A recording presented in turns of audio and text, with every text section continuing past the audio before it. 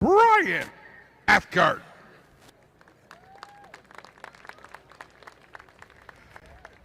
18th, from Chance Cove, Newfoundland, the Bay by Bay Brimstone Games Turner's Garage Dodge, number 06, Sarah Thorne.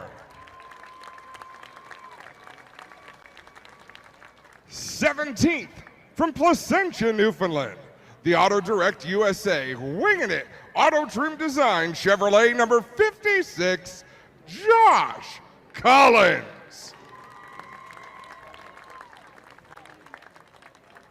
16th, from Barrie, Ontario, the Leland Industries NTN Chevrolet, number 64, Mark Dilly. Now, Mark, this race has some significance to you. You've been around this series an awful long time. You chose two events you wanted to compete in this year. One of them was right here at Riverside. Why is that? Really, when it came up on the schedule, I was just going to do Saskatoon, but the people have been so good here, the fans. I've raced for 40 years. Some of the greatest race fans I've ever met are right up there. I thank you from the bottom of my heart for allowing me to come here and race. Thank you very much over the years.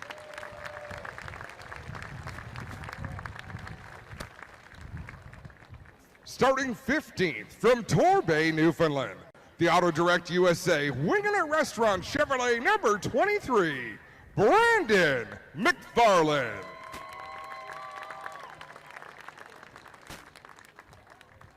14th, Schweigen, Ontario, the GSR Ohsweken Speedway Chantarelli Promotion Chevrolet, number 0, Glenn Stiers.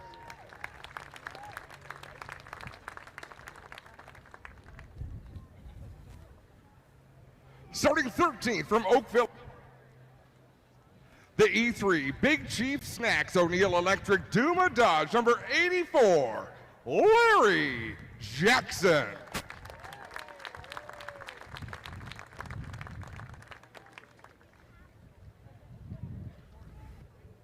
12th, from Terrebonne, Quebec, the Casino Grand Royal Walnut DLGL Chevrolet, number 39, Alex Gannett.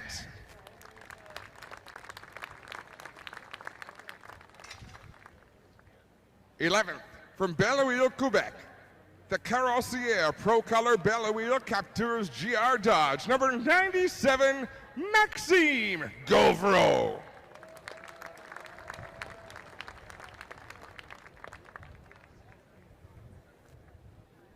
'Now, race fans, your top 10. Starting in 10th, from Bois-Chatel, Quebec, the Group Teach Vulcan Chevrolet, number 80, Donald Teach.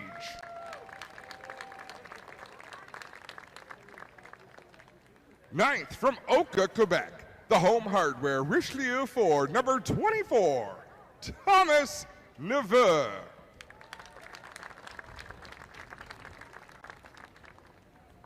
8th, from Roxton Pond, Quebec, the GM Paillet Chevrolet Canada, number 27, Andrew Ranger.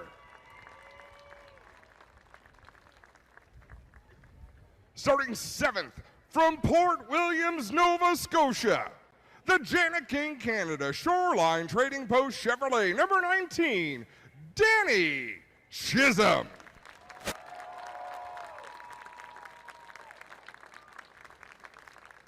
6th, from St. Thomas, Ontario, the Castrol Edge Brimstone Games Anchor Toyota Dodge, number 17, DJ Kennington.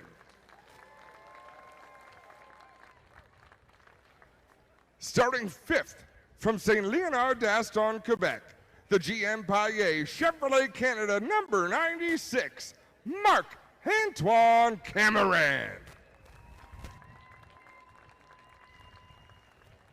4th, from Victoriaville, Quebec, the Malois Transport Lucier Chevrolet VR Victoriaville Chevrolet, number 36, Alex Labay.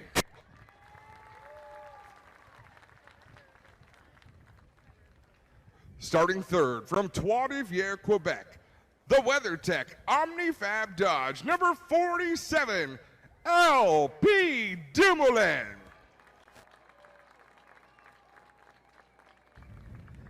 And now, race fans, your front row, starting second. From Stouffville, Ontario, the Asa Abloy Leland Industries Chevrolet number 3, Jason Hathaway. And your pole sitter from St. Eustache, Quebec, the Valvoline Napa Racing Dodge number 74, Kevin Lacroix.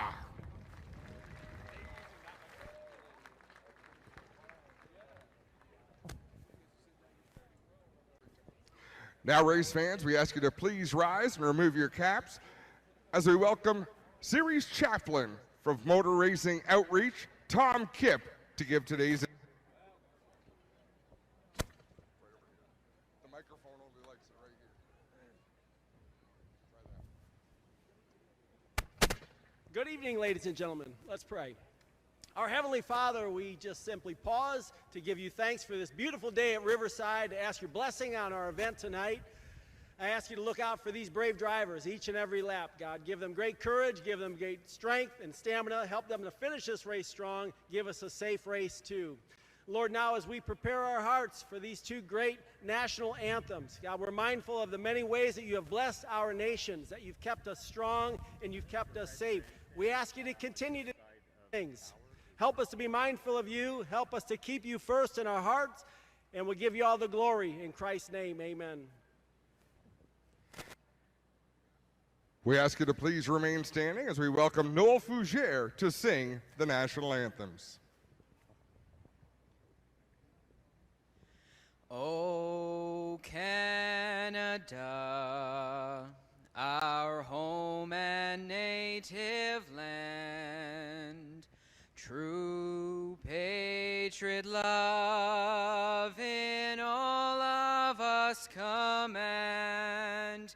Car ton bras s'est porté l'épée, il s'est porté la croix. Ton histoire est une épopée des plus brillants exploits.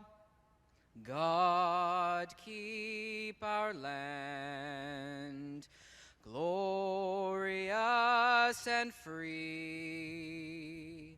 O Canada, we stand on guard for thee. O Canada, we stand on guard for thee.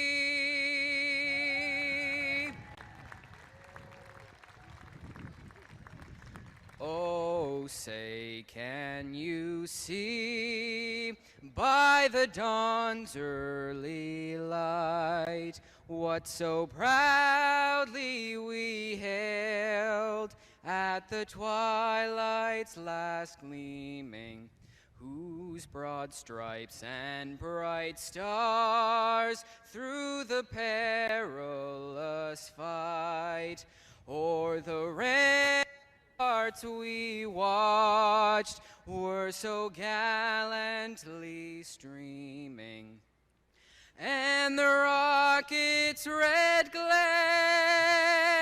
the bombs bursting in air, gave proof through the night that our flag was still there. Oh, say, does that star-spangled banner yet wave o'er the land of the free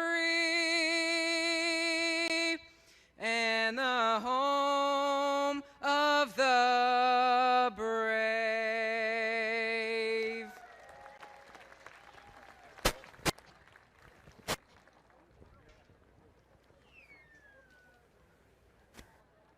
And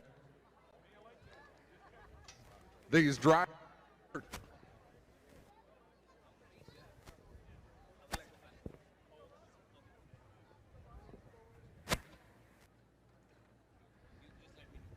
We're going to switch over to plan B. See, that seems to work, Dylan. Yeah. No, it wasn't just me, was it? Sweet spot. This is the sweet spot right here. So I'm Adam Ross. Joining me is Dylan Langeal, Tim Terry up in the tower to call the action tonight. And isn't technology grand? Yeah, it's great. Putting a little Francois on my name there. Well, I appreciate it. I tried. Yeah. Did I get it all right, or is that not as fancy as you normally say it? I'll accept it. You accept it? Good, good. Folks, just a week ago, we were at Eastbound in Avondale, Newfoundland. Andrew Ranger, driver of the number 27 GM Paillet Chevrolet, won his second consecutive race. In similar fashion, he didn't qualify at the front of the field, but he drove his way through. But it was trouble between our pole sitter Kevin Lacroix in the 74 and Marc-Antoine Camerand in the 96 that opened the door for Ranger to slip through with the lead and hang on for that victory. Tonight's going to be a little bit different, Dylan. This is a sprint race. There is no midway break. The green flag's going to fly, and these drivers are going to have to get up on the wheel. And this is one mean racetrack. Well, the last time we were here, 2019, it was 300 laps in a row with like a little break, right? So, like you said, shorter race, shorter fuse, bigger temper. Well, these drivers know, at least right now, each of these drivers knows they've got another 150-lap event coming up tonight, so they need to mind their manners. By the time they fire these engines and take one pace lap, that's out the window. Yeah, drivers' patience, I don't think, is in their vocabulary, especially for 150 laps. Number of stories at the front of this field. A great qualifying effort for Jason Hathaway and that Assa Abloy Weiser-sponsored number 3 on the outside of the front row. Row number 2, LP Dumoulin, that WeatherTech 47, multi-time series champion. He has been left out of the win column for more than a season. He is as hungry as anybody out here, Dylan. There's a lot of drivers, I think, here tonight, Adam, that could get that win they've been hunting for a bit, maybe a first-time winner. It's racing. Anything can happen, and it usually does. And it usually does. Absolutely true. So the way this works tonight, folks, we've got the Choco 150 coming up later tonight. Within this first race is qualifying for race number 2. So each of these drivers, the fastest lap they turn during the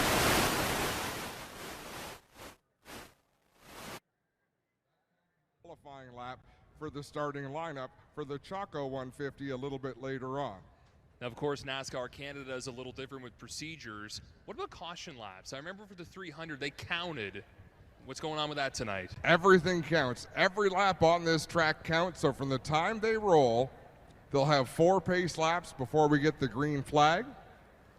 And you know what? We forgot something, folks. How about a big round of applause for Bailey Kontuk from Proline up in the flag stand. She's going to wave the green flag over this one tonight.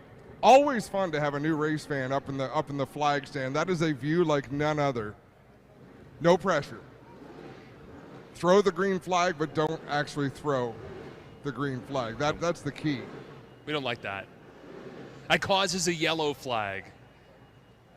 We are within about 2 minutes, folks, of the most famous words in motorsport, and we will light this field up 19 cars strong. Great showing of talent as towed out to the East Coast. We can see most of the window nets done up and down the front straightaway. What a beautiful night, Adam. Thank you and the rest of your crew for bringing this nice weather here. I don't know who's showing up tomorrow, but they're the ones who brought you guys. Not you guys. Brought the nasty.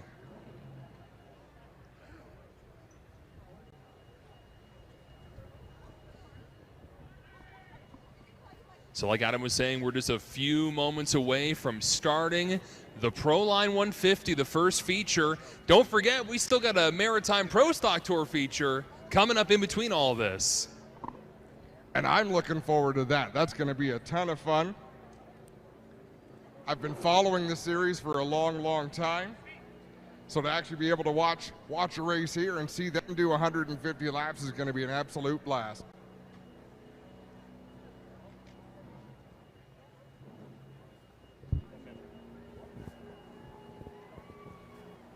Less than 60 seconds, folks. And then there'll be more than just that one Pro Stock engine in the back of the pits running. The place will come to life.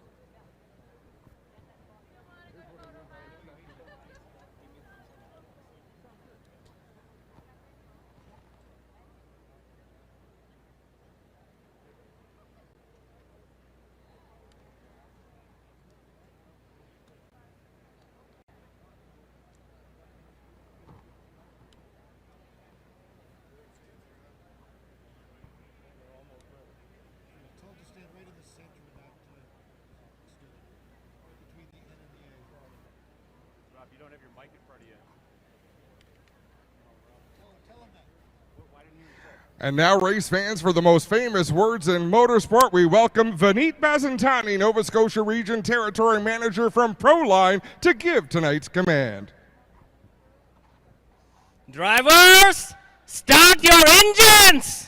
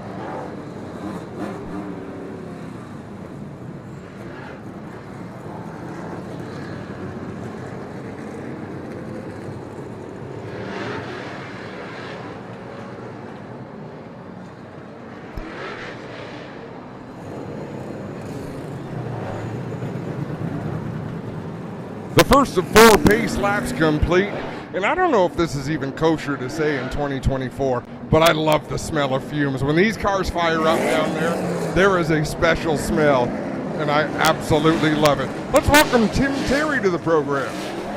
Good to be here, Adam, and you talk about the smells, the sound of these race cars, 19 strong going around this racetrack, getting ready to go green, and some names we haven't seen in Nova Scotia in a very long time. I'm excited to get this one underway. It's going to be so much fun. A few cars had to drop to the back for unapproved adjustments. Donald Teague in the 80, Alex Gannett in the 39. They're fast race cars. They are going to work their way up, and they know there are no, this race could go caution-free. I shouldn't have said it, knock on wood, but there is no break. And they've only got 150 laps to get it done. You can't rest and wait potentially for a caution flag because you don't know if you're actually going to get it or not.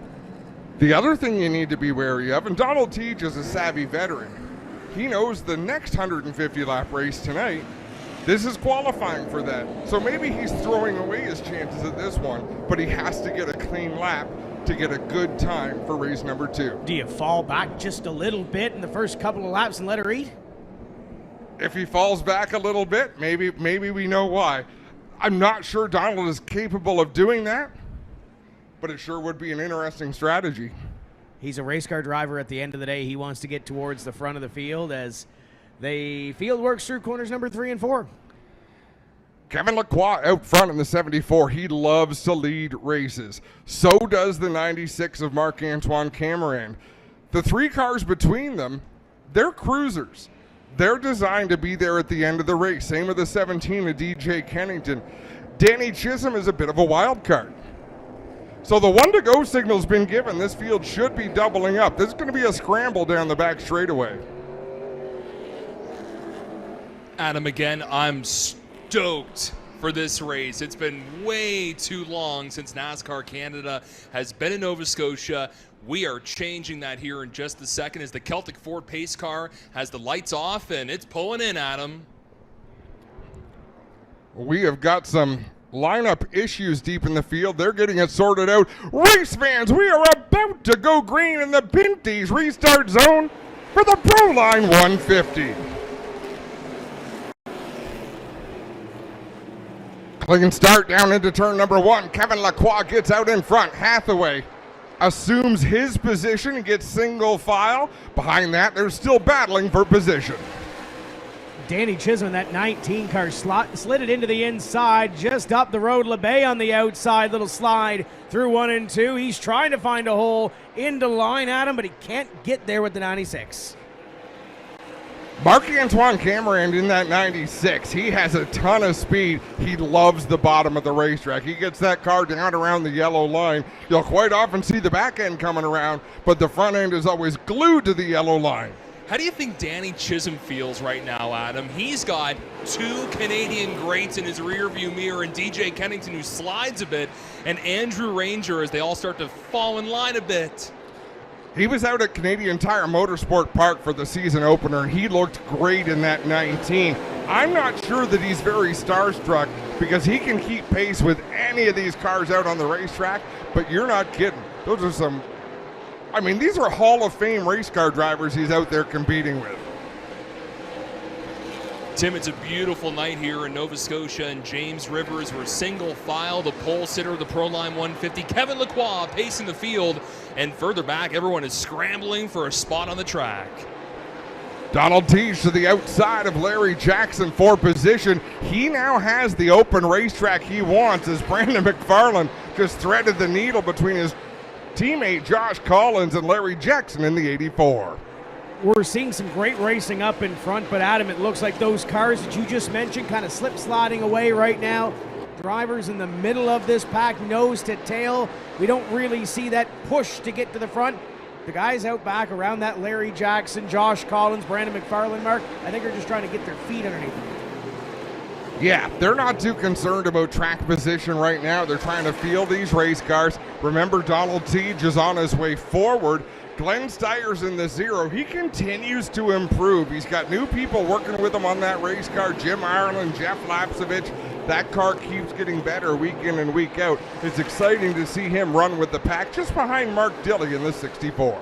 It's exciting to see 19 cars here at Riverside as Kevin Lacroix will be approaching the 98 and the 06 come in a lap or two as he thunders down the back straightaway. You see a great battle for second between Hathaway, the most recent winner here, and we got a spin. It's Collins in turn 2. Josh Collins goes around, narrowly avoids those barrels at the end of the inside backstretch wall. That's a big break for Brian Cathcart in the 98, for Sarah Thorne in the 06, who they are monitoring for some sparks coming out the back of the 06 of Sarah Thorne. She made hard contact last weekend in a wreck. Contact with Josh Collins and down into the inside wall at eastbound. It was a couple of hard licks as Josh Collins, I believe, expressing a little displeasure with Alex Gannett in the 39. A little early for that, don't you think? 12 laps in? No, angry is angry. It's a lap 12, and like we said during pre-race, every lap counts. So they are allowed to pull up to pit here. So if drivers are going to pit, they can pull down to the inside. I believe he said they're allowed to pull up to pit. I'm watching Alex Gannett in the 39. He pulled down to the inside, so I wasn't sure if he was going to pit or not. But we're going 1 to go. Next time by, we're going to go green right away. So that does not leave these teams a whole lot of time. Nobody coming to pit road with the exception of Sarah Thorne in the 06. I believe they will send her right back out. You were saying that there may be sparks, as it looks like the DJ Kennington crew are telling her to pull up and adjusting the right side of the car, Adam. They're checking the air pressure, and they're putting the lights back on the caution car. So for whatever reason, we are going to stay under yellow. They'll send Sarah Thorne back out onto the racetrack as the yellow flag is displayed. Now we'll go one to go once again. Every restart is an opportunity. This field was single file within about 2 laps. Double file again for the restart, a little bit of a shorter race. You're going to see drivers up on the wheel not forcing the issue, but they are not going to let any opportunity go by. And with Tej and Gannett at the back of the field, this is an opportunity for them to catch up to try to get back into the top 10 as the pace car will peel off this time. We'll have 15 laps completed. We'll see who learned something in that first little stanza to put fourth in this Pro Line 150. Coming up on the Pinty's restart zone, Kevin Lacroix in the 74, Jason Hathaway in the number 3.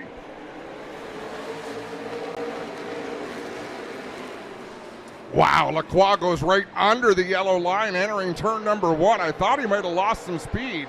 Hathaway checks up to get his spot in line, but look at Alex LeBay hustle the high side. And some damage on the front end of the 27, Andrew Ranger. I think he may have made a little contact there with Marc-Antoine Cameron. They're going to have some time, Adam, between the 150s to wrench on the cars and to tape the cars, too. I don't know what they're doing to the bodies on the 27 and the 74. So if you're not a follower of this series, this is going to come as a surprise. The 27 and the 96 are not teammates. The 27 and the 74 are teammates. Kevin Lacroix at CTMP, same thing. He made a bit of contact with the car in front of him, and his right fender buckled straight up. So I don't know what they're doing to these bodies, but I'm sure everything has a purpose. And Tim, you can see the damage on the rear end of Marc-Antoine Cameron as he gets real close to Danny Chisholm through turn 4. Gave him a little bit of a body check down in turn number 4 and in behind the 36 and the 47 as they continue to go at it. They're wasting a little time here. It's been a little while since I've been here, fellas, but the track looks slick, especially down in 1 and 2. We're seeing a lot of drivers sliding around through the center of 1 and 2. Almost like an ice rink. And still there's that little bump off at turn number 2 that these drivers have to be a little bit wary of. Coming up at a corner number 4 this time, though, continues to be Kennington looking at Chisholm for a spot for side-by-side battle on the racetrack. Looking a little deeper, Mark Dilley and Donald Tej, a couple of veterans of the sport. They're right there with the lead pack right now. Alex Gannett as well, not losing a lot of ground. Then you've got a gap back to Glenn Stiers, Brandon McFarland, Josh Collins, Larry Jackson finding his own bit of real estate in that 84 at the back of the field. For the viewers at home, you're watching Danny Chisholm try to manhandle his way down to the inside. He gets in front of the number 17 DJ Kennington, the lone Nova Scotian in this field, Adam, trying to impress the home province. Well, he's been doing just that. Now, Thomas Neva in the 24, he's got some history with DJ Kennington. He made it 3 wide on a restart last week to the inside. DJ Kennington lost some spots, and he was visibly upset. 98 cars off the pace, Adam. Yeah, trouble for Brian Cathcart. It looks like he's going to limp that car down the back straightaway. He's still on the racetrack, but not up to speed at all. We'll see if he makes the turn down pit road.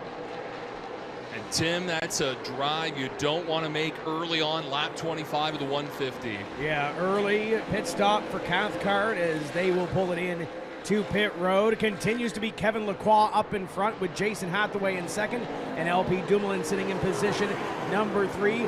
For the most part, Adam, top 10 or so, taking a little deep breath right now. Well, they're going to have to, because Donald Tej just took the 11th spot. Alex Gannett working on 12th, and that'll make 8th, 9th, and 10th a little bit nervous because these drivers are on the charge towards the front. And you got to keep in mind those fast laps. This is a sort of qualifying session, like you were saying, Adam, for the Chaco 150 coming up later tonight. As of right now, Alex LeBay with the fastest lap of this race. Kevin Lacroix second quickest. We mentioned Donald Tej started all the way at the back. He's got the 4th quickest lap of record so far. Sarah Thorne about to come under pressure from the race leader, Kevin Lacroix, and Sarah went down to the pits during the first caution. That car looks like it's rolling over really hard on the right front in the corner. It's harder to see in 1 and 2, but if those sparks are coming from the sway bar, it's possible she has already rubbed the sway bar off of that car. That could be why it's rolling so hard, as it is leaning on that right front tire. Hathaway going to look to the inside of the 06, and some more sparks on that outside line as she struggles with that one behind. LP Dumoulin as company as Alex Labbe is on the bumper of the WeatherTech number 47. The field mostly single file, but you can see drivers positioning themselves. I'm noticing more sparks coming from the 06, Adam, right in front of LP Dumoulin. He's going to want to get around her real quick, and same with LeBay and Cameron and Ranger and the rest of the field. And there will come a point in this race where Sarah Thorne, her crew chief Donald Reinhardt, they'll make a decision on whether they want to stay on the racetrack with a car that's just not performing, or whether they want to bring it to the pits and try to get it ready for the next 150-lap affair. Top two are kind of broken away from the battle for third on back, and LP begins to stretch his legs a little bit over the 36 of LeBay, Marc-Antoine Cameron, Andrew Ranger, and Danny Chisholm at the back of this 5-car battle for position number 3.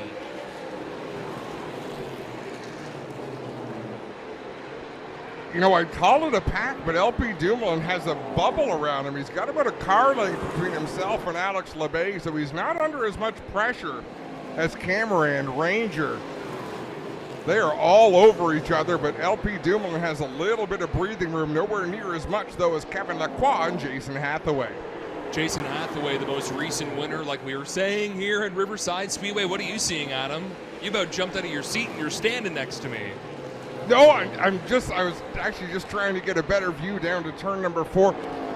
The driver that can point their car down the next straightaway without coming all the way to the wall, Maxime Gauvreau doing it right there, making a move on Thomas Neveu. When you can get that kind of forward drive off the corner, that's what's going to lead you to success later in the run. Those two 96 and 27 cars are wrestling hard here at Riverside Speedway. The back end is completely beat off the 96, and the front end is pretty beat on the 27. And don't look now, but DJ Kennington, that Castrol Edge number 17, starting to turn in some better lap times than the 5-car pack ahead of him as Danny Chisholm gets all sorts of sideways off at turn 4. Yeah, that 5-car pack's about to become a 6-car pack, and it might be 8 as the 97 and the 80 do battle just in behind them, but LP Dumoulin doing a great job sitting in position number 3, but he's got the train right behind him. Here comes Ranger looking to make a move. Ranger trying to open up his entry a little bit to be able to come down the racetrack off the corner. If you remember, I don't know if it was 2007 or 2008, but Andrew Ranger lapped nearly the whole field. The only driver that stayed on the lead lap with him was second-place finisher Jeff Lapsevich. Marc-Antoine Cameron trying his best to pull away from Ranger, but especially in 3 and 4, Adam, Ranger just closes the gap. That team is going to have to put some bear bond or something on the front of that 27 at the end of this. Ranger just rolling the center like crazy in that 27, closing in on Cameron, but something is slowing this pack. LP Dumoulin doesn't have that cushion anymore over the 36 of Alex Labbe. Labbe is right up on the back end. He'll take a look to the inside. Little boot scoot, Tim. Yeah, Alex Labbe to the inside of the 47 of LP Dumoulin. There's a little bit of room down there, but there's not a lot as the 36 takes that look to the inside of the white 47 of Dumoulin, and they're all starting to get in behind. Donald Teach beginning to make a move as well. You know, moments like this are where you see the experience, the number of Xfinity races Alex Labbe has run in short tracks, the number of ACT Series races. He really knows how to massage a short track car. He's using up LP Dumoulin. He's going to make that move. It's only a matter of time. Dumoulin is doing a great job playing defense right now. They're going to be coming up to Sarah Thorne again, so I wonder how that will play into this big hornet's nest for the battle for third here at Riverside Speedway. LP Dumoulin again with a little gap over Alex LeBay. LeBay is pulled away from the 96 of Camera, and Andrew Ranger still chomping at the bit. And of course, Donald Teague still battling with DJ Kennington. He'll make that pass, move Donald Teague up to position number 8. Leader beginning to work some lap traffic as well. Glenn Stiers and Josh Collins right ahead of the 74 of Lacroix, this time by 50 laps completed. In the Pro Line 150, Larry Jackson also went a lap down in the exchange. Jason Hathaway has made his way past the 84. Now we get to measure the strength of Kevin Lacroix's number 74. Now we're getting up to the faster, slower cars. Glenn Stiers is turning some decent lap times. He got out of the way, but these drivers are getting out of the way to the inside. That's really making the job difficult for Kevin Lacroix behind the wheel of the 74. This outside line, Adam, just doesn't seem to work for pro stock racers, and it's not seeming to work too good for the NASCAR Canada Series racers as Collins goes a lap down. I'm going to suggest this. In the second 150 lapper tonight, you're really going to see people use the outside. I could be wrong. I'm wrong quite often, but I have a feeling we'll see the outside come to life tonight. We've seen the line migrate up over the years here at Riverside, so it wouldn't surprise me if it moves up a half groove at least when we get to that Choco 150 later on this evening, as the field works around the 06 of Sarah Thorne through 3 and 4, and now Kevin Lacroix. That little test so far, he's passed Josh Collins, he's passed Glenn Stiers. Brandon McFarland would be next up on the list. Donald Teague in the 80 drove around Danny Chisholm in the 19. Look at him closing in on this pair of GM Paillet sponsored entries. He'll get to Andrew Ranger first as Alex LeBay heads to the outside of Larry Jackson. Marc-Antoine Cameron next to try the high side. Donald Teague, the hard charger so far in lap 56 of the Pro Line 150. And like you boys were just saying, we're going to be under the lights here at Riverside Speedway for the second 150 lap feature. It's going to be a completely different race. As we can see, Jason Hathaway, he's trying to maneuver around Stiers and Collins. He was slip sliding out of turn 4. Now, if you're the spotter for Andrew Ranger, I believe it's Joe Chisholm Jr., it usually is, you might be talking about moving out of the way. Let the 80 of Teague go by and then follow him past these 3 cars ahead of you that you haven't been able to pass so far in the first 58 laps of this race. And that accordion that was the battle for position number 3 is kind of stretched out a little bit. Maybe if Teague can get by, it might close it in just a little bit more, but the best battle within the top 10 or so is Donald Teague as he battles with the 27 of Andrew Ranger. The 19 of Danny Chisholm that was part of that battle earlier on, he has backed up to the 17 DJ Kennington, the 97 of Maxime Gauvreau. Kennington looks to the inside down the front straightaway. He'll back out of that hole. He won't do that twice. Iron Man versus rookie right there. Well, he just scolded Danny Chisholm a little bit, saying, yeah, you can close the door like that, but then I'm going to tickle your back bumper and you're not going to like it, and I'm going by anyhow. In the meantime, Adam, Teague gets another position. He gets around the number 27 of Andrew Ranger.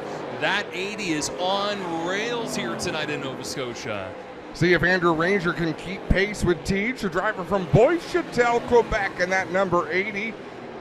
Probably one of the older drivers in this field. Donald Teague with a lot of experience in the ACT series, various forms of late model racing, and of course right here in NASCAR Canada. Middle of the pack, Danny Chisholm continues to slide backwards. Alex Gannett to the inside in the 39 as they duel it out down the back straightaway. Continues to be Kevin Lacroix up in front, and some more lap traffic for the 74. Brandon McFarland goes a lap down in the 23 machine. Mark Dilley, the next driver to go down a lap, but Dilley will be a gentleman and move to the inside. He won't make life easy for Kevin Lacroix, but he'll give him lots of room. Kevin Lacroix has a full straightaway lead over Jason Hathaway at the moment. The battle for third, boys, is starting to heat up again. LP Dumoulin is still holding in third, but like we've been saying all race, Donald Teague, the man on the move. It's been fun to watch Donald Teague strategically, surgically carve his way through this field. Now he closes in on Cameron in the 96, right up on the back bumper of that driver, looking to break into the top 5. That field works around the 56 of Josh Collins. The battle for third on back. Teej right up on a Cameron for that spot as we continue to work under the green flag. We have 68 laps complete. Contact between Maxime Govro and DJ Kennington. That cuts the right front of Govro. He is off the pace, slowing in turn number 1. That opened the door for Alex Gannett. We do need to mention the Fresh Stone Brands Midway race leader was Kevin Lacroix, and we are under yellow. Once again, Govro. Debris on the back straightaway from Andrew Ranger. They slowed up for that caution, Adam, and I think Ranger just barely got into Teej to dislodge what was already dislodged on that 27. He's missing a right fender. There is a right fender laying on the back straightaway. Well, this could be educational, folks. These cars have no aerodynamics. A NASCAR Canada Series car is like a shoebox with a lot of horsepower. The fact that Andrew Ranger just opened up that right front corner of his race car, that will help cool the right front tire and cool the right front brakes. That could be an advantage for the 27. We'll see over the course of the next 55 laps how that works out.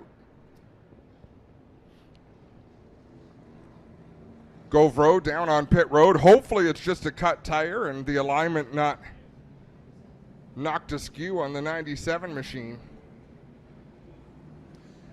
And this, Adam, cuts the lead that Kevin Lacroix had. I mean, full straightaway over Jason Hathaway, and a chance for Hathaway to get a better restart to close in. Here's a replay for the folks at home. It looks like he got into the 17 a little bit there in turn 3. DJ Kennington will give you room, but he's not going to give you an inch more than you deserve. And I believe Govro, it looks like, just slid up the track ever so slightly, touched the right front. Whether it ripped the valve stem out or cut a tire, we have another look there. Didn't do good things for DJ Kennington 17 either, but it looks like the left rear is still holding air. Mark Dilley going to get the free pass in that Leland NTN sponsored number 64 machine. So let's give you a quick rundown. Kevin Lacroix, the race leader in the 74. The 3, Jason Hathaway. 47, LP Dumoulin. 36, Alex Labay. And the 96, Marc-Antoine Cameron. 6th through 10th, Donald Teej in the 80. The 27 of Andrew Ranger. 39, Alex Gannett. 17, DJ Kennington. The 19 of Danny Chisholm. 11th is Thomas Neveu in the 24. 12th, and the last car on the lead lap is the 64 of Mark Dilley.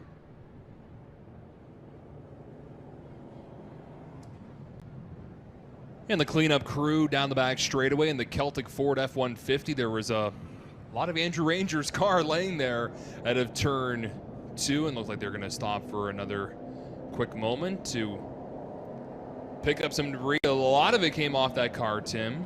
Yeah, it was scattered down the back straightaway from the outset of 2 all the way down to about the midway point of the straightaways. Glenn Stiers comes to pit road in the 0, the 84 of Larry Jackson also visiting the pit crew down there. And the 98 also on pit road. The Cathcart team looking at that rear, maybe preparing it for the next race coming up the Choco 150. There's a wedge adjustment on Glenn Stiers' 0 car. Great infield shot here at Riverside Speedway. By the way, Tim, we got a report. Track tune, fans are loving it. Got told when I was coming upstairs. So thank you for tuning in. I want to thank all the viewers at home on TSN Plus or Flow as Stiers gets pushed out. And Glenn's got to pick up the pace. No, he's going to lose a lap there. I saw Glenn at a lacrosse game doing the ceremonial, not puck drop, ball drop here in Halifax a couple of months ago for the Halifax Thunderbirds. Well, his brother owns the team. Yeah. You like that team, Tim? Yeah, it's not bad. Fun fact, in 2008, sorry, Tim, go ahead. No, I went to my first lacrosse game this winter. It's a neat deal. If you've never been to a Halifax Thunderbirds game, I highly suggest next winter you take in a couple of games. It's completely different than, the regular hockey and everything else that you're going to watch. Oh, it's a phenomenal night of entertainment. When Kurt Stiers bought the Rochester Nighthawks and the Rochester Americans back in 2008, he knew what I did and Clinton Jeffrey did at the Speedway. He says, why don't you come down and work for us? So I worked for him for the first season down there doing some TV stuff with the Nighthawks and had an absolute blast. Am I knowledgeable enough about lacrosse to do that job? No, but I had a lot of fun. We did see Kennington on pit road in that exchange as well, so the 17 team throwing something at that race car to make it just that little bit better. Well, with 12 cars on the lead lap, 50 laps to go in this race, Donald Teed showed you can pass a lot of cars in 50 laps, and that was with everyone starting on fresh tires. Now with people a little more worn out, if Kennington can take his run from, say, to a 6th place run, it's a good idea to come in and make that adjustment.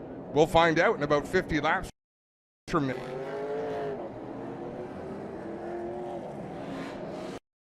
Leader has lane choice. Kevin Lacroix choosing the inside. That's where he'll restart from, the Pinty's restart zone. Jason Hathaway, we really haven't talked about the three of Jason Hathaway. He's just been out there all by himself doing what Kevin Lacroix does, only a minute or two after Kevin does it. Yeah, quietly in position number 2, biding his time, and still plenty of laps to get this done as the pace car begins to peel in. Adam, we're going to come back to green with 77 complete. Have a look at this outside row. Alex LeBay knows it's go time. Donald Teed just passed more cars than anybody in this one. Green flag is back out. We're underway. Kevin Lacroix with a bit of gamesmanship there. He didn't allow Hathaway to dictate the pace coming to the Oh, Danny Chisholm, big wreck in that's turn big. 3. Backs it into the wall in turn 3 in the Jana King 19. Boy, everybody able to avoid. I didn't see that start, fellas.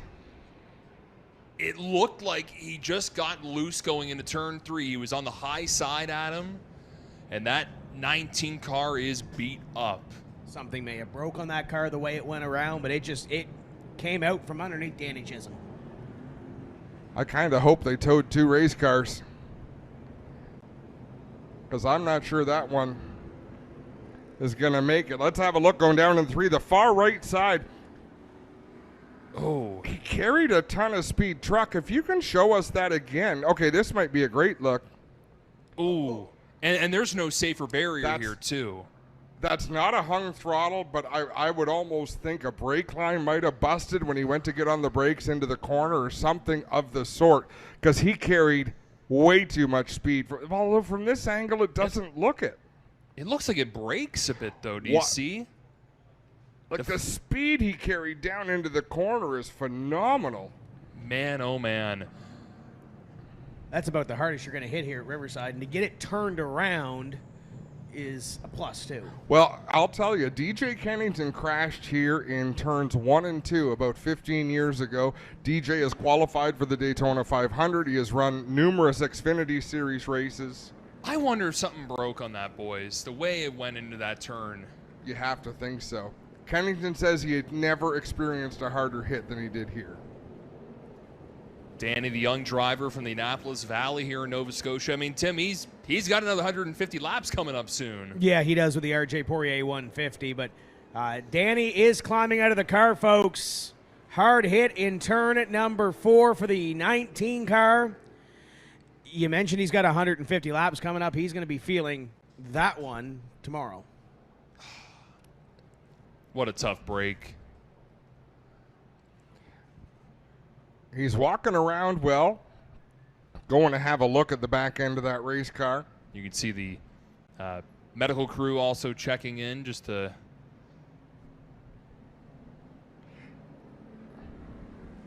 Brandon McFarland going to get the free pass and get himself back onto the lead lap. So we lose one car off the lead lap, but we gain another.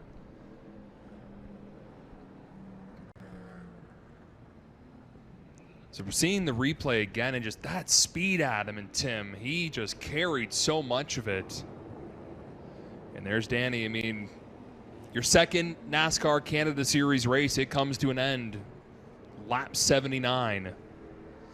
And unless, like you said, they packed a second one of those, I don't know if he's going to be making the full 450 tonight. I see Paul Corsten down there chatting with Danny.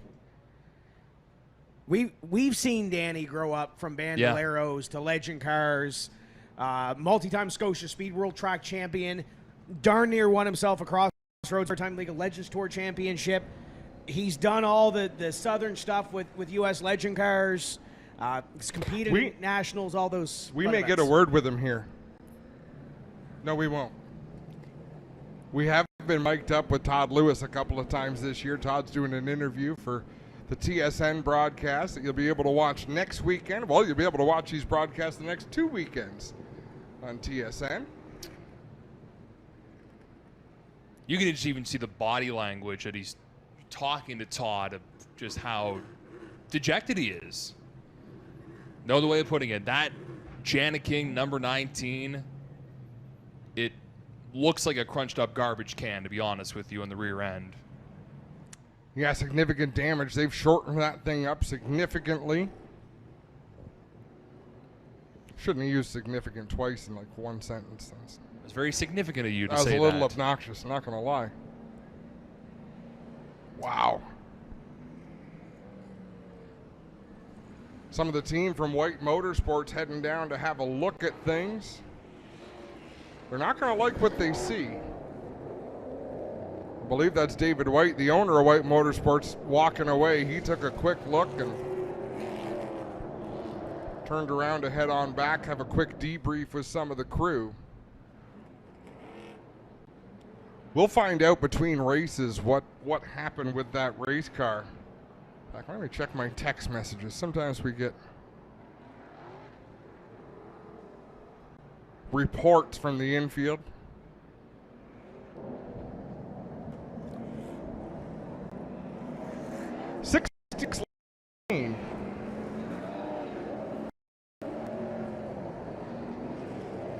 And my math was off. I was thinking it was 125 laps. I called Kevin Lacroix the Freshstone Midway race. Well, yeah, but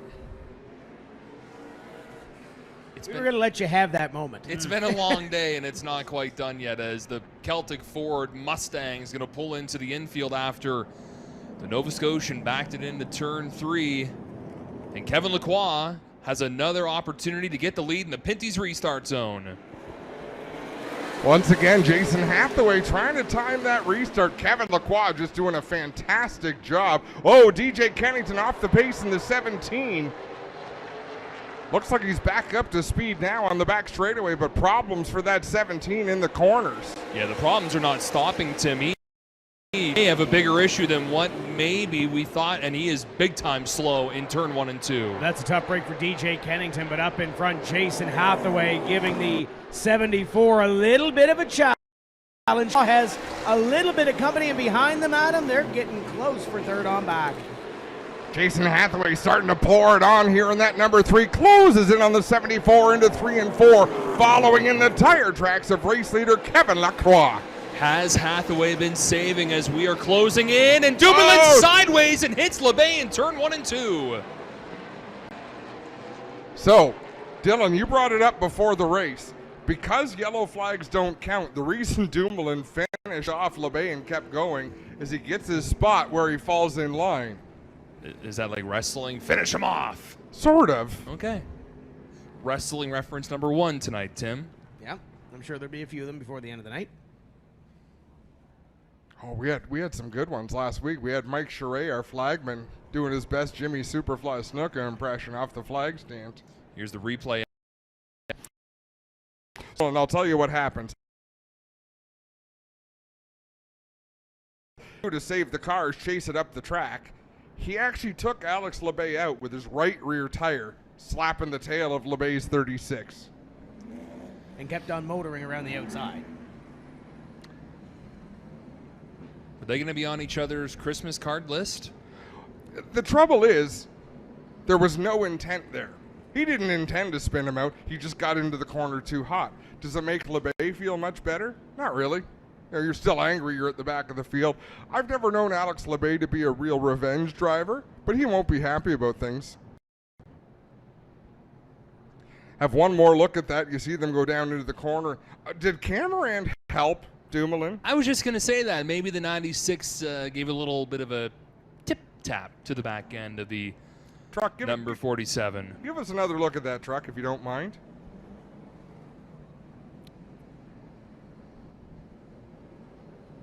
No, I don't.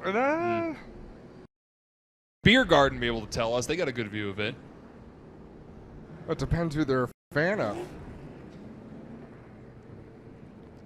either way, not a lot of intent right there, but hard feelings.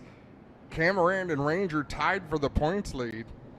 But LP Dumoulin, based on consistent finishes, still within striking distance. So this just knocks Dumoulin that half dozen spots back of where he should be. I was about to say before that caution came out, Adam, has Jason Hathaway been holding back a bit? He was pretty up there on that restart before the caution came back out. For sure. And if we can find any fault in the driving style of Kevin Lacroix and Marc-Antoine Camarand, is that they drive too hard. They get out as quick as they can, they drive away from the field, and sometimes they use up a little bit of their equipment. So when you get to this point of the race, the final 30 laps of this race, we're really going to see who managed their race the best. So far this season, the driver who has done that the best is the driver of the 27, Andrew Ranger.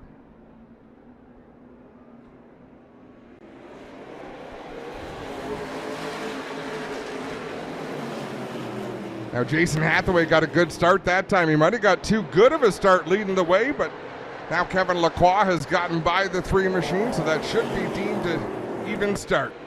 And Ranger taking a look to the outside of Camarand on this restart, trying to follow Hathaway through on the upside. They slide through 1 and 2. And look at Andrew Ranger in the 27. He's up on the wheel, not wanting to miss an opportunity. And Jason Hathaway led that lap. He's going to lead this lap as they lean into each other going down the front straightaway.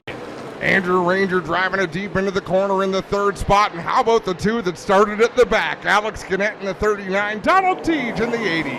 Macho Man said it best, Tim Terry. The cream always rises to the top.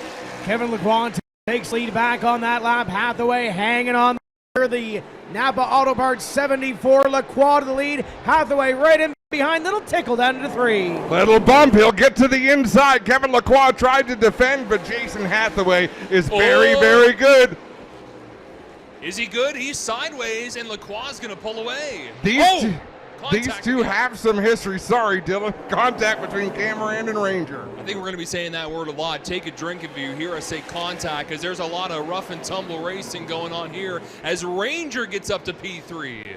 Donald Teege looking to do it as well on the high side. He's got a good run into turn number 3. Alex Gannett behind him. Marc-Antoine Camarand. Whoa! Contact. Camarand and Gannett says no thank you. Dumped like a girlfriend. One of the things I've always enjoyed about motorsports is it's a self-cleaning sport. Camarand, if you're Alex Gannett, you've got the line on the outside. Camarand rubs you up towards the wall. You clean out the problem. Because racing is not officiated the way it used to be. You know that no decision's going to be made. There's no penalty to Camarand for rubbing up the 39. There's the penalty to Camarand.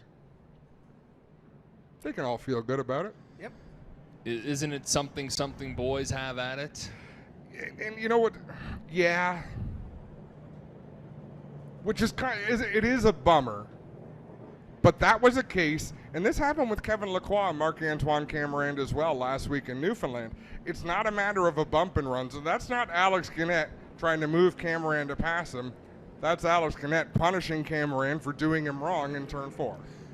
So we have crossed over the 100 lap mark, 49 left to go. Caution laps do count, and yeah. So do we have a replay of Camarand rubbing up the 39 on the exit of turn 4? Producer trying to get that for us. He loves it when I make requests like that.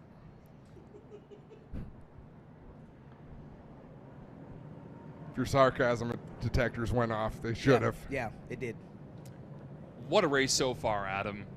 These past 20 laps have been so exciting. The intensity has been definitely turned up. And oh yeah, we've got to do it all over again later tonight too. And remember what we said about the outside groove. We just showed it's not the preferred groove, that's for sure, but we've just learned, hey, there's potential up there. And here comes the 96 to pit road. He'll come down to the attention of Robin McCluskey and the crew. And my guess is they'll make an adjustment that's going to make that car a little bit quicker here for this final run to the finish. You can see the beautiful highlands here for the viewers at home here in Nova Scotia, as Camarand will get off the pit road and get back on the racetrack. So if you get a chance to watch the Proline 250 from last week, it'll be on TSN this weekend. At the end of the program, you get to see Marc-Antoine Cameron and Kevin Lacroix have a fairly heated discussion, because even though they both crashed together, they drove back through the field to finish second and third, so they were both on the podium together to have a post-race conversation. Again, race car drivers do not forget, even if it's in the same afternoon. Let's take a quick break for those watching on Flow Racing, and we'll come back for the restart of the Proline 150.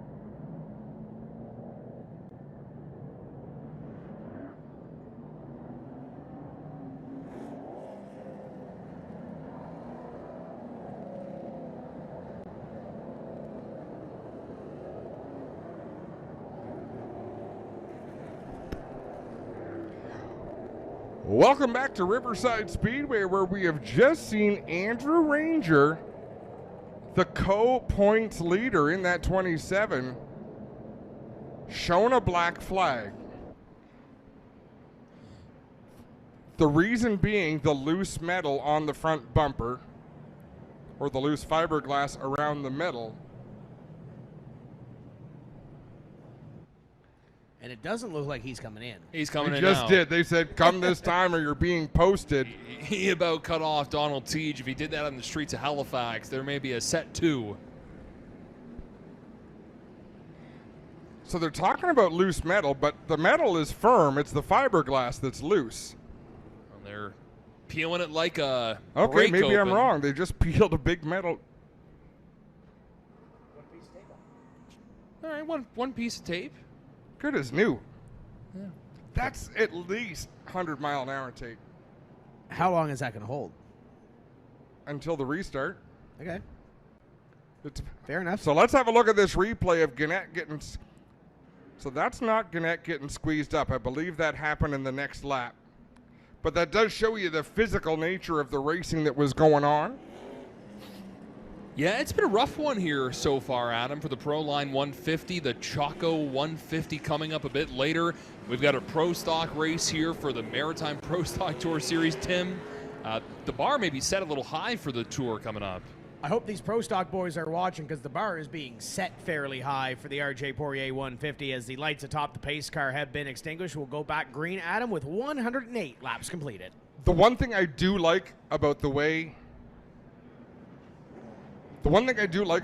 our series races, they will race you clean until you give them reason not to, and then they will not race you clean, and then they'll go back to clean racing again sometimes.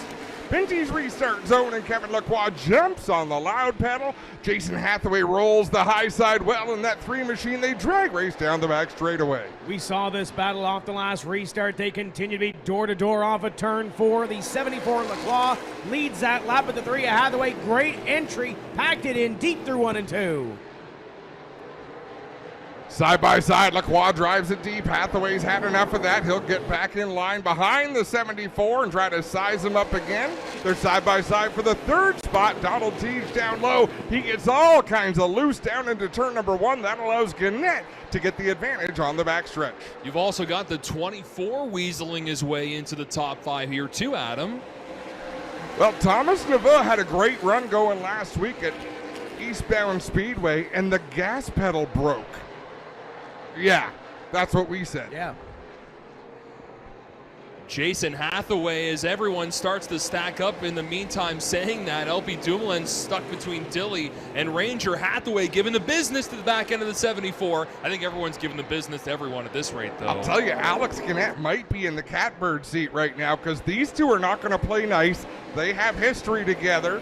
They've roughed each other up before for victories, and when you have that kind of history and animosity, it doesn't take very long to get fired up behind the wheel. A little bit of a reprieve for Lacroix for at least a lap, half car length in between those top two. And then back to Gannett, Teague, and the rest of this field. As we continue to click off laps fairly quickly, we'll come by this time with 1:15 completed. Adam, I'm noticing that Andrew Ranger is driving, I'm going to say impatient. And by the way, that tape is falling off. It lasted the pace laps, like you said. He has been all over again. Marc-Antoine Cameron, after he was shown the black flag to fix that loose bumper on the number 27. Well, I'm curious to see. We're going to start to see the advantage of a wide open right side for Ranger, keeping that tire a little bit cooler, the brakes a little bit cooler. We'll see if it pays off. We're down to within 35 laps of the end of this one, and Kevin Lacroix opening a gap over Jason Hathaway out front. And Ranger continues to give the business to Cameron for position number 7. Laps clicking away here. He's got to get up on the wheel. Cameron nearly got the wall off at turn number 2, a little bit sideways out of that second corner. Here comes Ranger. Ranger all but pushing Cameron through the turns. I don't know that they've made contact as Thomas Neveu gets around Donald Teague. Move Thomas Neveu to P4. Neveu looking for his first ever podium finish in the NASCAR Canada Series. And LeBay looking to get around Donald Teague as they thunder down to turn number 1. Teague was the man on the move in the first part of this race, and he is starting to drift a little bit, Adam. Yeah, you never know whether did he use up the car or did he I think things are worse for Donald Teague. He might have a right front tire going down. He is stuck, hung up on the outside, Tim Terry. He is really slow, and you might be right, Adam, that there's something wrong on that 80 car. Set some fast laps, so we'll see where he starts for the Choco 150 later tonight. Teague is way off the pace now. That right front tire is completely gone on the 80 machine. Sparks. Now, he's going to stop, and I'll tell you why. The race officials don't like this, but you saw the sparks coming out of the car. If he keeps driving, you're going to wear the bolt off the end of the sway bar. You're going to wear the end of the sway bar off, and that's something that'd be a real problem to have to fix for the next 150 lapper. You know who likes that too? Jason Hathaway, I bet. I'll bet you he loves it.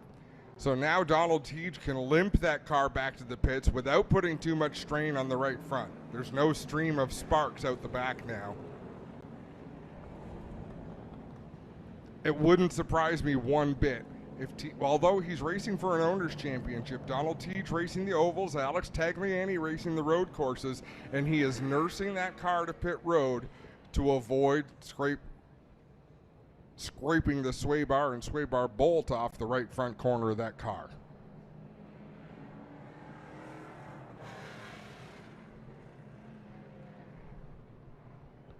Comes down to the attention. This is a veteran crew. They already know they're going to need a pry bar, so they get the jack out there. They get the pry bar so they can get under the car with the jack.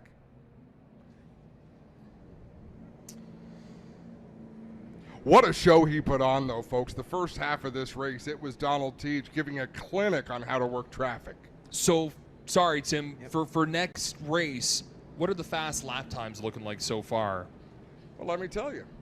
Alex LeBay. So things really haven't changed much since earlier, although, yes, they have. No, they haven't. Alex LeBay, the quickest in the... I'm just going to keep talking to myself as I read. Is it or isn't it? LeBay in the 36, the 74, Kevin Lacroix. 3 of Jason Hathaway, the 80 of Donald Teague, the 47 of LP Dumoulin, the 17 of DJ Kennington, and so on back. Where did they all turn their fastest lap? Most of them were in the first 10 laps. Kevin Lacroix was lap 20. Alex Gannett turned his best lap on lap 113. So before the Rock'em Sock'em racing really got going for the majority of the field. By the way, this is lap 125. Yeah, so the race would have been over if my imagination was right, which, let's not even go there. I embarrass myself enough. You should hear the things I say in my head. Like, you only hear the stuff that falls. Do we really want to, though? No. Oh, goodness, no.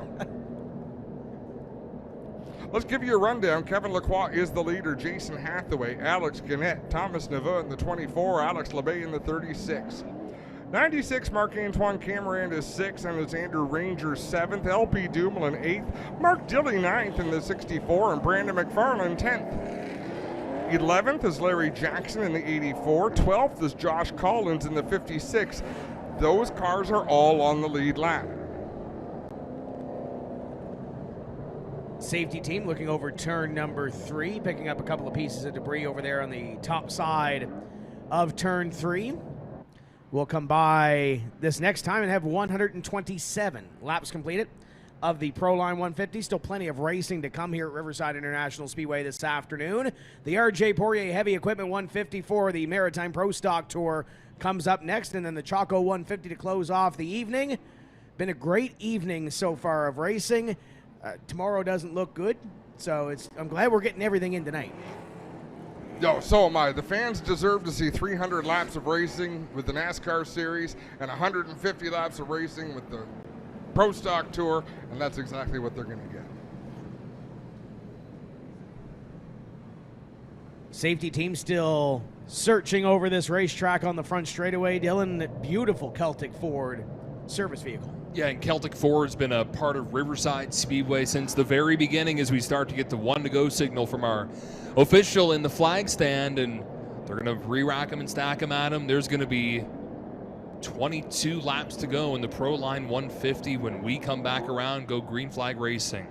As luck would have it, Marc-Antoine Camerand is going to restart on the outside, 1 row ahead of Andrew Ranger in the 27. They've been physical all night long. I expect this is the perfect opportunity for Ranger to try to get track position and make a move on his co-points leader, Marc-Antoine Camerand.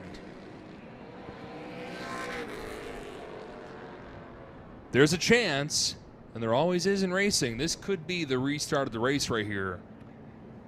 Very well could be. As they approach the Pinty's restart zone, Kevin Lacroix has to change things up. Jason Hathaway has been doing too good of a job timing these restarts. And Lacroix does. He fires a little bit earlier there, gets a great jump in the 74. Hathaway right tucked in tight behind, almost 3 wide in the middle of the pack as Alex LeBay has Camerand and Ranger bearing down on him. Camerand up on the high side, Andrew Ranger giving him no opportunity to even think about slipping in behind Alex LeBay. So Camerand going to have to try to pedal that outside groove as Andrew Ranger with the preferred track position. Meanwhile, up in front, Hathaway is trying to lean in as best as he can to the race leader, Kevin Lacroix, with 19 left to go here at Riverside. Laps winding down, Hathaway about 3 feet off the back bumper of race leader Kevin Lacroix in the 74. Gannett closing in the 39 as well. Top 2 beginning to break away just a wee bit. Middle of the pack, there's some great racing. They're all going at it in these late laps of the Proline 150. Jason Hathaway keeping pace with the 74 of Lacroix, but he can't get close enough to rattle the cage of the driver from St. Eustache, Quebec. Still looking to break into victory lane for the first time in 2024. And Gannett is still in that catbird seat, if you will, sitting in third if Hathaway gets up to Lacroix's bumper and maybe shoves him in one of the turns. Last time we were here in Antigonish, we saw the 3 shove the number 74 into one of the turns. Further back, Larry Jackson on the inside of Mark Dilley as they battle side by side into turn number 3. Jackson down low in that 84 machine. Dilley up high in the 64. And Glenn Stiers not too far off of this battle. Dilley up the hill, Stiers to the inside, and here comes Teej as well. 64 going to backpedal a little bit here. 14 laps to go in the Proline Stadium 150. They were 3 wide momentarily off of turn number 4. Action heating up further back in the field. Kevin Lacroix looking to start on the pole and finish on the pole if he has it his way, but Glenn Stiers and Larry Jackson hit each other hard in turn 4 going down the front straightaway. Stiers carried a little bit too much speed off of 4, couldn't keep the car down the racetrack. Thankfully Larry was there to point him straight. A little gesture at the window there down into turn number 1 the last time by. They continue to race hard for that position, but as they battle mid-pack, Adam, Kevin Lacroix begins to check out. They come to 11 to go. Mark Dilley, 64, not sounding very good. I wondered if he had a right front tire going down or if he might have an engine problem. He is off the pace. He's going to bring that car down pit lane. 64 to a crawl on the inside of the raceway. 10 left to go in the Pro Line 150 as things are still white hot further back.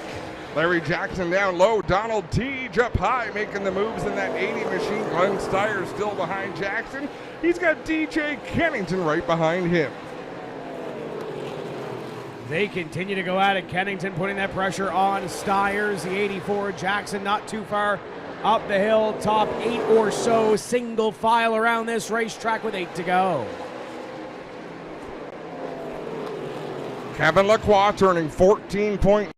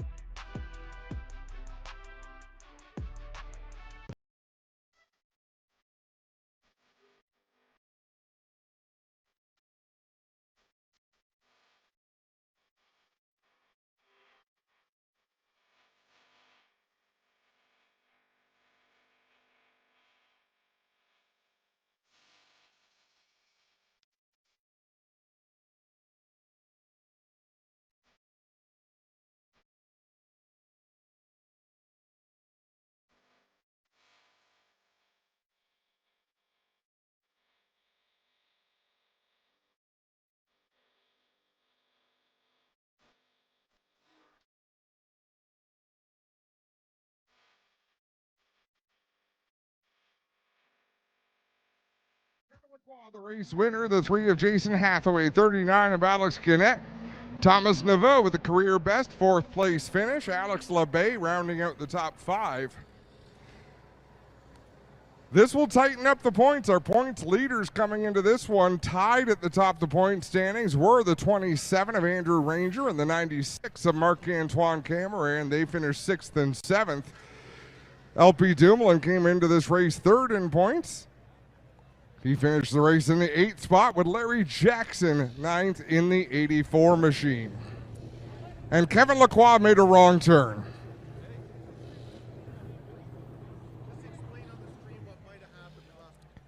So if you're following on the stream, apologies. We had a power outage in the tower with 5 laps to go. We're thankful to be back up and running as Kevin Lacroix going to be greeted in victory lane by Todd Lewis and the TSN crew, and we will await Jason Hathaway and Alex Gannett to make their way down to the stage. But right now it is all about Kevin Lacroix, the winner of the Proline Stadium 150.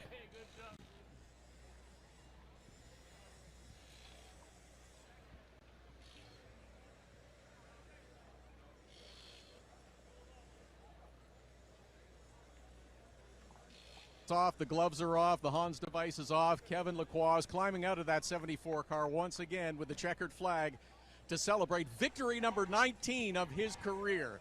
He's been close twice this year with runner-up finishes, but Kevin, you closed the deal today. You got challenged a couple of times out there, but you always seem to have enough to pull away. Yeah, well, it was kind of fun with the number 3. We're good friends outside the track, so we just had some fun on the track, and that was nice. And yeah, so glad that win came today. So car is always good. Better luck today, so trying to continue. Kevin Lacroix is your winner of the Proline 150. Kevin Lacroix, you have been close all season long. You've led every race you've been in or been right at the front. Finally, you got it done. How good does this feel? Yeah, it feels good. Feels good. Relief. It's such a relief. We led so many laps through the season and never got it done at the end. So winning here today, it's big relief. Jason Hathaway was giving you all sorts of fits on restarts. It looked as though his car might have come to him, and he had a great car towards the end. Were you confident you could drive away from him? Yeah, I was confident. Just needed like 5 laps to get the tires in, and after 5 laps, I think I had the speed to pull away. So I'm just glad that we had some fun out there on the restarts with the number 3 car, but and didn't he was not like this. But he was aggressive, but it was nice. We're good friends outside the track, so it was nice. Ladies and gentlemen, the winner of the Proline Stadium 150, Kevin Lacroix. For those watching on the live stream, we look forward to seeing you later on tonight for the Chaco 150. And thank you for tuning in.